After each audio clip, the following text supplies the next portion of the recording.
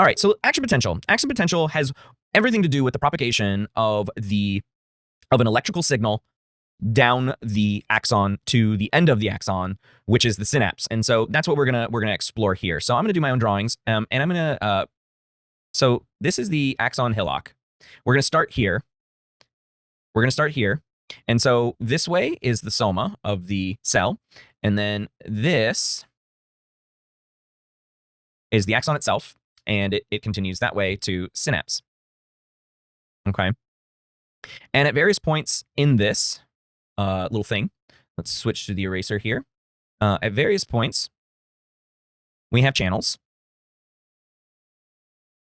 And I'm going to use green for sodium because it's like that in the image. So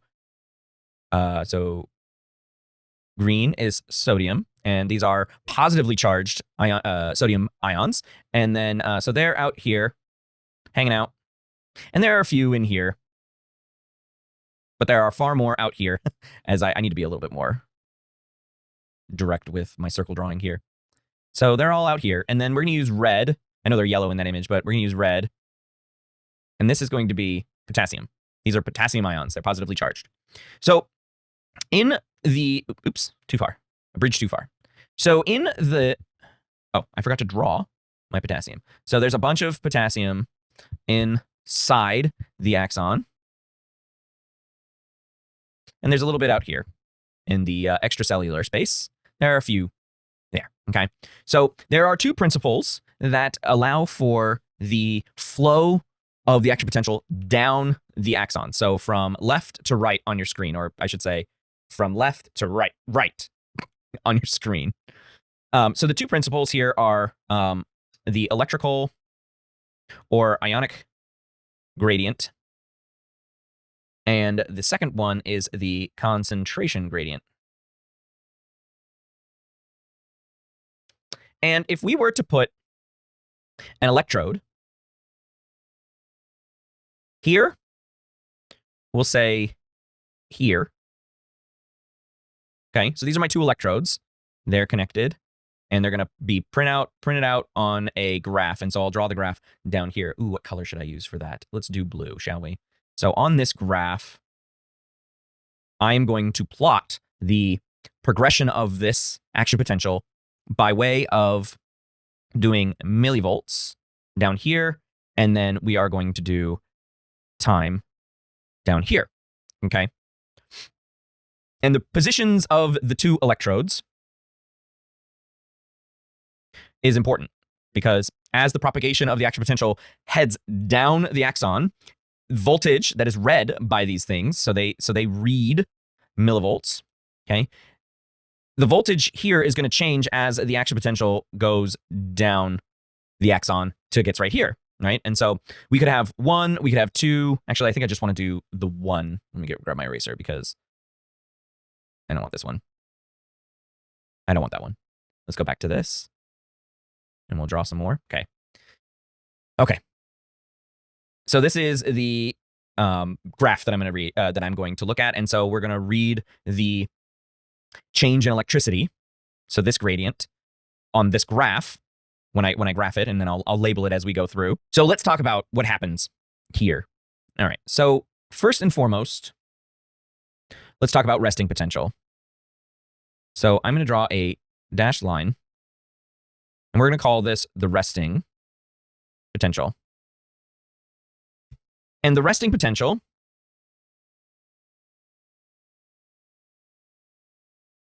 is the charge inside the axon, okay? Inside the axon, okay? So that's a resting potential. And so this is, generally speaking, minus 70, okay? I'm going to make this y-axis just a smidge bigger, okay? So we have resting potential, which is the charge. So it's this ionic gradient inside the axon at one point in time, okay? So if we were to draw this part on the graph, I'm going to make a solid line here. So that's part 1. Part 1, resting potential. And Sophia, this should help you with at least number 10, where you have to graph that, okay? So number 1 is resting potential.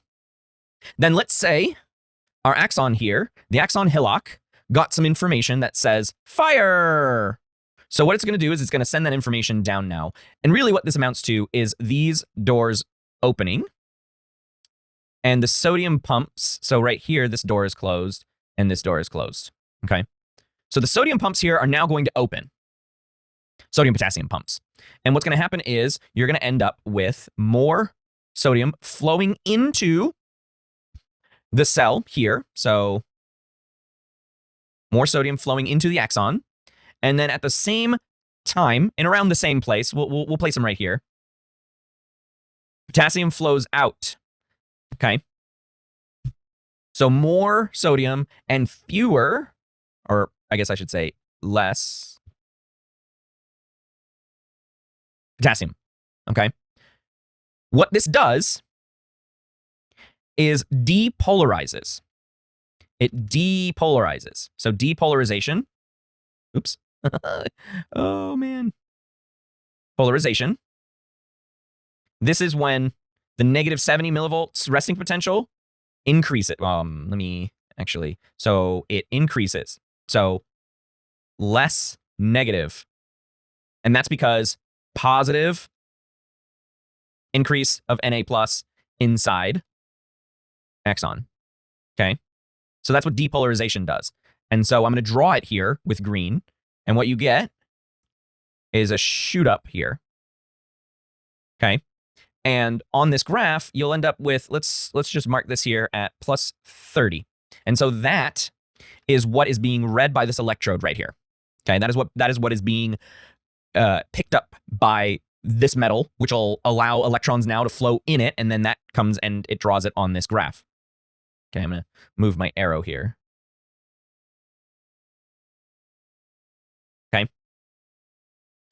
Now, as this occurs, potassium's flowing out, sodium's flowing in, these gates close. Okay. And so when the gate closes, we end up with a repolarization. And so as time progresses, we end up with a repolarization. So to give order to this, this is step 2. So step 2 is depolarization.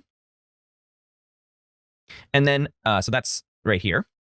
And then step 3 is the reversal of this. I'm going to put the step 3 right here. So step 3 is ionic charge gradient goes this way. And so does the concentration gradient. It just keeps moving to the right. Okay. Sodium ions now leave through the gate to refill the outside area of this instead of potassium, and potassium is let back in. Okay. So step 3 is the repolarization. Not everyone calls it repolarization, by the way. I like to. Polarization. There we go. Apologies for my handwriting. It's terrible, and I'm doing it on a tablet, so it's even worse. I'm going to keep blue here.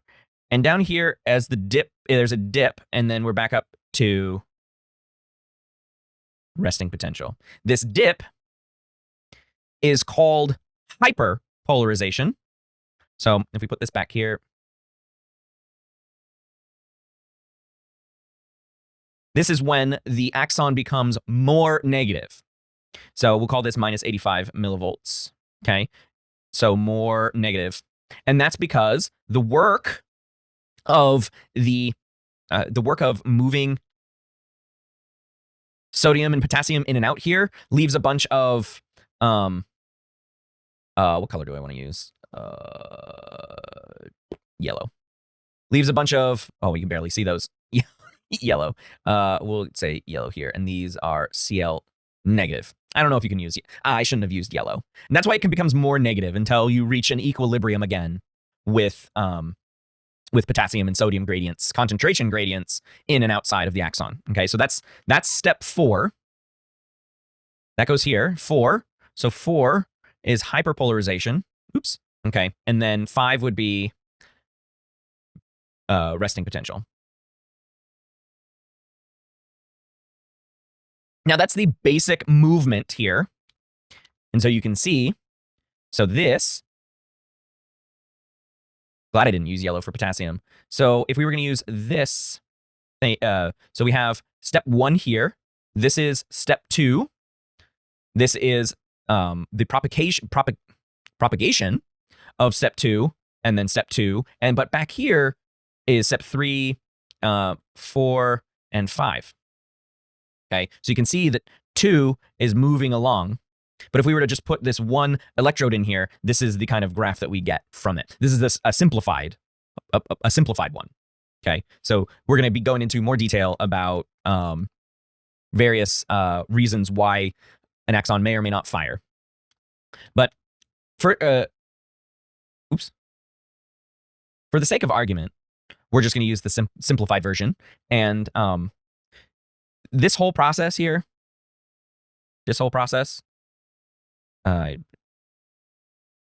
is all or nothing. You either hit it or you don't. You either hit it or you don't. So it's either 1 or 0, on or off, fire, no fire,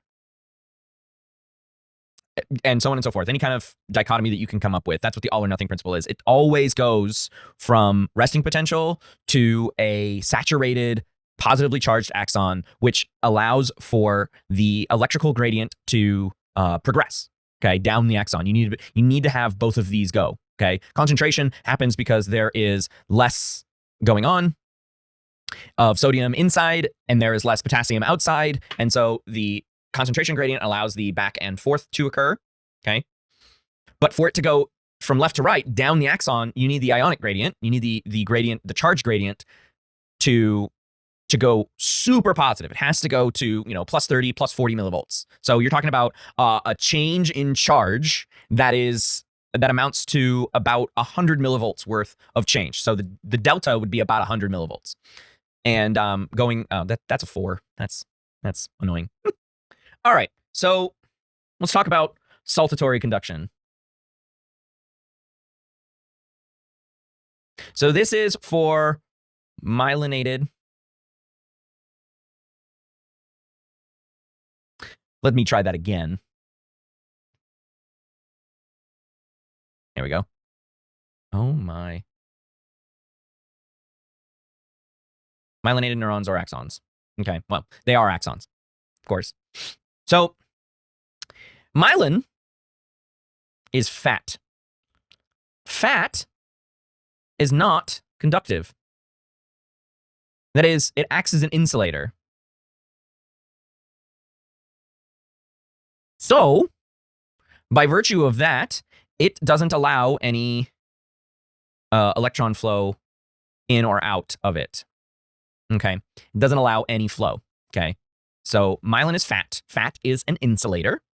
So the only portions of the axon that are free to interact with the extracellular fluid are here at the nodes of Ranvier, either one, if you want to anglicize it or whatever.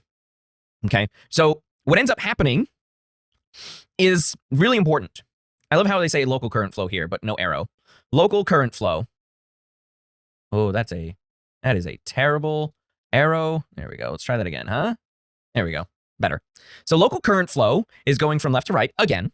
Okay. And so just like an unmyelinated axon, we're going to have sodium go in through the channels, right? And so it creates a positive charge inside the axon right here. Okay.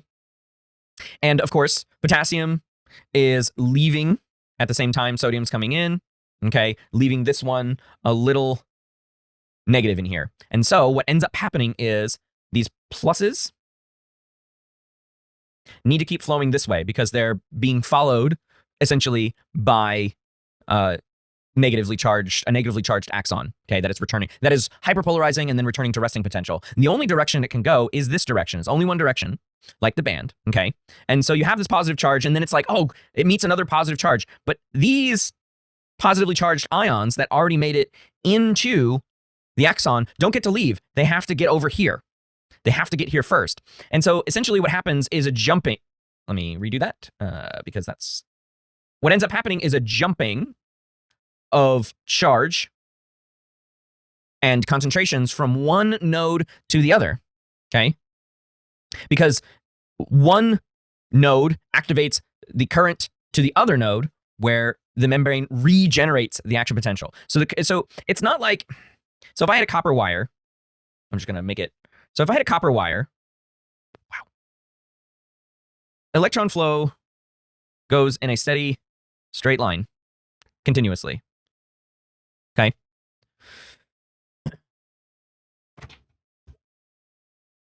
Everyone okay? Yeah. So this would be, so this is a copper wire, okay? Electron flow is continuous down that copper wire. And if I were to cut it with my handy dandy eraser, then there's no more current. And it stops there, right? So that's what happens in metal and allowing electrons to go through it. And I used copper here because copper is a common metal used in wiring for electrical components, all right? So imagine, though, that we have our axon. No, this is what I want to do. I want to make it. So here is where I'm going to have my myelin. Okay. Myelin. God. I am not typing. I am not writing well. Myelin. There we go. And we have, I'm just going to do that.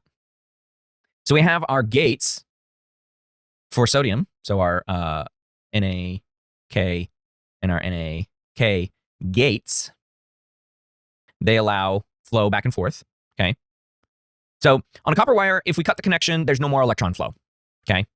But with this, because this is insulated and you have positive charge, so if there's an action potential here, so that is Na plus gates open, then it creates the positive charge in here, and that goes into the myelin. There's no movement there, and once this area recognizes that this is a positive charge,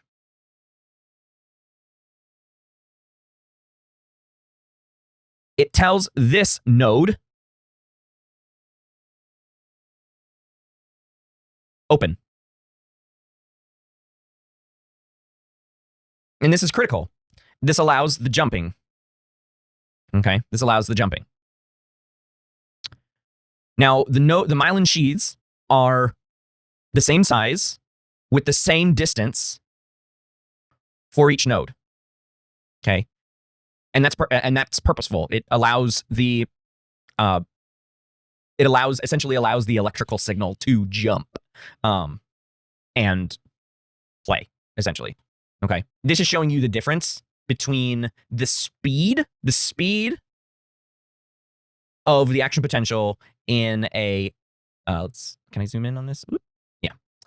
On a myelinated axon, you can see, now this is obviously just an animation, so you can see how quickly it goes. There was another one that this is the one right here. This is the one right here. If you take a look at this GIF, you can see that, and the GIF restarts before this action potential gets all the way down here. Let me tell you, it gets all the way down here. It's just that the GIF restarts because this one reached the end. The myelinated one reached the end. So that's why the GIF starts over. But if you were to track this, you can see that this is like a good 10 times faster just by looking at it. From my perspective, I don't know if it's actually 10 times faster. I've never read if there is a significant, if there's a number associated with how much faster, but you can see what happens with this GIF. Ooh, I can make it bigger. It's a little fast, but it does show what I want to show. So let's open this image in a new tab. Okay, so here's outside of the cell. Here's inside of the cell, and here are your gates. This blue gate is sodium, and this gold gate is potassium. And you can see that as a group, basically what's happening is the blue and yellow particles, as it goes down, are switching sides. And this electrode is essentially telling you what is happening here, okay? So this positive, and you can see up here at the top, positive, positive, positive. But when sodium goes into the cell, it's more negative on the outside. And when sodium goes into the cell, it's more positive. Magic. Oh, this is a good one to show. I really should just update all of my stuff with non-static images. I should just put, because you can do it so much better you can do it in PowerPoint, like super easy. So you can see that flow, I don't know why I'm pointing. You can see, so the red dot represents the progression of the action potential. So it's slow going right here at resting. It's slow going. And then it gets information, and then it hits this threshold. And you see when it hits the threshold, it booms up and then comes right back down. And that's what you see in this. This is the speed of it. I wish I could slow this down for you. But that's what that is right there. So once it hits the threshold, boom, it's going to go. And that's the boom, the switch here. Boom, boom, boom, boom, right? And that happens multiple times. Okay, so while this video, I think, is generally good, he is using a lot of high-level words, and that's not really beneficial. Okay, so up until this point, what he has explained is that this electrode is stimulating the axon, okay? And generally, what happens is that if there is any electrical stimulation of the axon, it will get less negative. So that means there is positive ion flow inside and negative ion flow outside, okay? But you can see here that it has to hit the threshold before an action potential fires. So what you really need in this case is a lot of ionic flow. You need a lot of change in voltage. You need a lot of change in charge, right? So we have a resting potential of -65 here. And then every once in a while, you know, the axon will get some electrical energy and it might get positive. But as it propagates, it attenuates. And attenuate just means that it gets reduced. It changes. So attenuating something is reducing its charge over time. And so the signal gets weaker, okay, as it propagates. But watch what happens in this. Watch what happens when we hit -50. Accordingly, less current is available to change the membrane potential farther along the axon. If the experiment is repeated with a depolarizing current pulse large enough to produce an action potential, the result is dramatically different. In this case, an action potential occurs without decrement along the entire length of the axon. Thus, action potentials somehow circumvent the inherent leakiness of neurons. Note that the amplitude of the action potential is constant along the length of the axon. This all or none behavior indicates that more than simple passive flow of current must be involved in action potential propagation. The mechanism of action potential propagation is easy to grasp once one understands how action potentials are generated and how current passively flows along an axon. A depolarizing stimulus, a synaptic potential, or a receptor potential in an intact neuron. So all of those words are for the same thing, okay? The one that I really want you to know is just, it is honestly just action potential. You don't really need to know all of the rest. Depolarization, yes, impossible. Yes, you should know that one, but, and impossible. I don't know why I said that. Or an injected current pulse in an experiment locally depolarizes the axon, opening the voltage-gated sodium channels in that region. The opening of sodium channels causes inward movement of sodium, and the resultant depolarization of the membrane potential generates an action potential at that site. Some of the local current generated by the action potential then flows passively down the axon. This passive current flow depolarizes the membrane potential in the adjacent region of the axon, thus opening the sodium channels. What I want to point out here is that, so while charge does go backward, and I said in class that it's only one direction, and that's because only the sodium gates in one direction toward the synapse. The local depolarization triggers an action potential in this region, which then spreads again in a continuing cycle until the end of the axon is reached. The regenerative properties of sodium channel opening allow action potentials to propagate in an all or none fashion by acting as a booster at each point along the axon.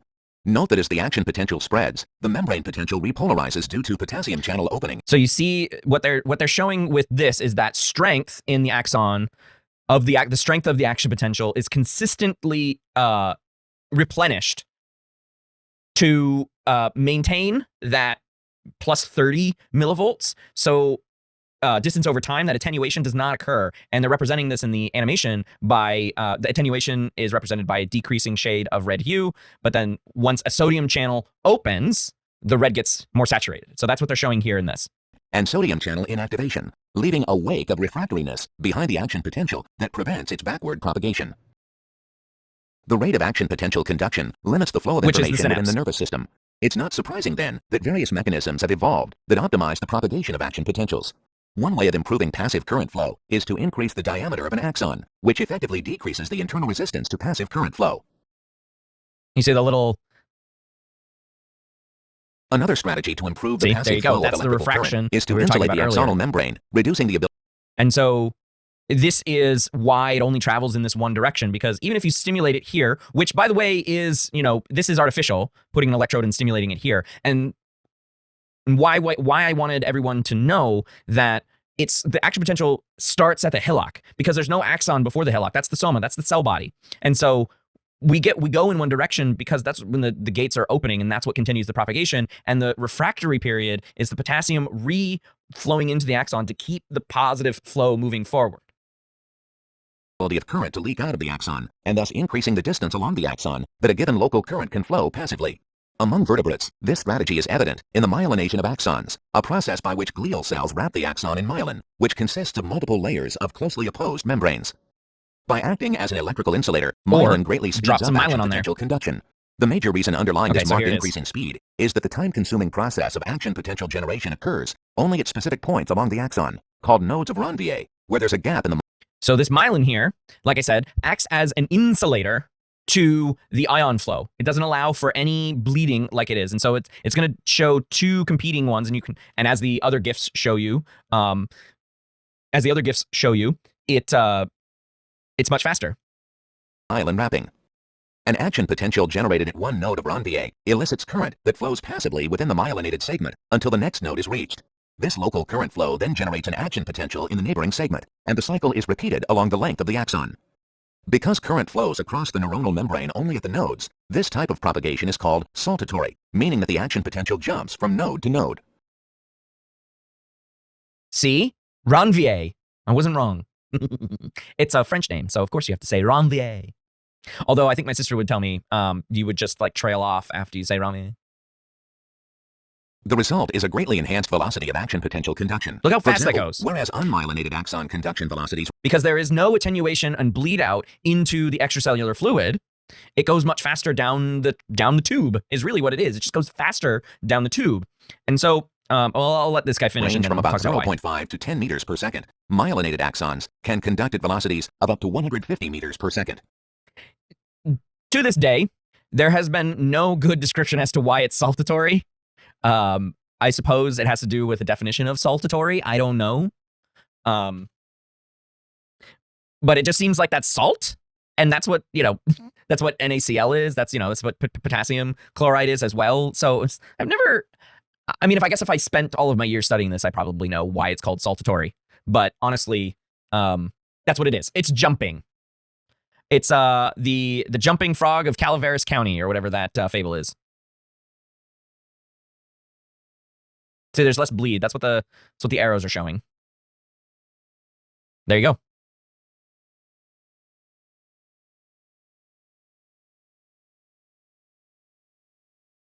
And that's it for the video. Okay. Saltatory, and you can clearly see that in these two GIFs right here. You can clearly see that. Now, it's a real big problem. This is just a side note. You don't need it to know for anything about your test or anything like that. But multiple sclerosis is a disease of essentially your myelin. Both the oligodendrocytes and the Swan cells cannot repair myelin fast enough. And your body is essentially attacking the myelin sheaths. It's basically breaking them down. And so when you have a myelinated axon begin to lose its myelin, it begins to slow down in its transmission. And that's why when you meet somebody with multiple sclerosis, they have a lot of different symptomatology. But what it really boils down to is that most systems are just breaking down because of the lack of conduction that needs to occur. Like, this stuff needs to happen very quickly, and it's not happening very quickly. And so that's why multiple sclerosis is degenerative, because the more you lose myelin, the more the more negative impact occurs in more macro systems like motor movements or talking or even going to the bathroom and things like that. And so if you don't catch it early and treat the body attacking the myelin and the fact that the oligodendrocytes and the Swan cells aren't doing what they're supposed to be doing, then the multiple sclerosis will get very bad very quickly. But there is treatment. You can treat it, and treatments are getting far better these days, and people are living longer with multiple sclerosis. So that's good news. That's good news.